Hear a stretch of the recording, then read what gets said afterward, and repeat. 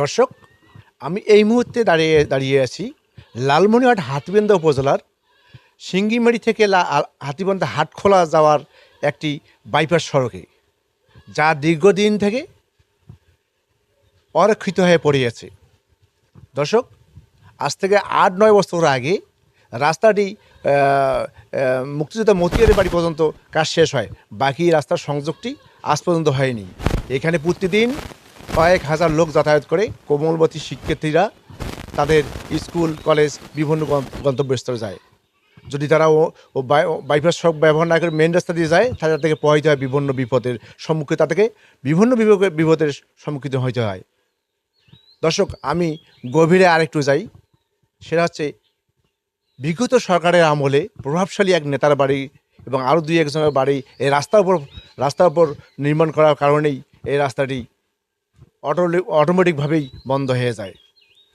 এখানকার স্থানীয় কয়েকজনের সঙ্গে আমি কথা বলেছি এবং কয়েকজন শিক্ষার্থীর সঙ্গে কথা বলেছি।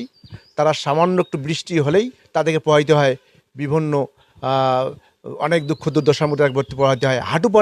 হাঁটুপানিতে তাদেরকে এই রাস্তা ব্যবহার করতে হয়। জাহাঙ্গীর আলম রিকো ওখানে অফ কর। তারা জানায় না, আপনি এইটা আবার বলেন যে আমরা এই এলাকাবাসী সব বিভিন্ন ছাত্রছাত্রীর সাথে কথা বলেছি, তারা আমাদেরকে জানায় এইটা বলেন। আমি এই এলাকাবাসীর সঙ্গে কথা বলেছি এবং তার সঙ্গে স্কুল কলেজে এবং মাদ্রাসার শিক্ষার্থীদের সাথে কথা বলেছি। তারা আমাদেরকে জানায়। ওকে, না ওইটা ঢুকাবো। আচ্ছা, আমি এই এলাকাবাসীর সঙ্গে কয়েকজনের সঙ্গে কথা বলেছি এবং কোমলমতি শিক্ষার্থীর সঙ্গে কথা বলেছি। তারা আমাদেরকে জানায় যে তাদের এই ওটা ফরেস্ট। আচ্ছা, ওই আস্তে কাটিয়ে দিতে হবে, আরও বলতে ওটা। আচ্ছা,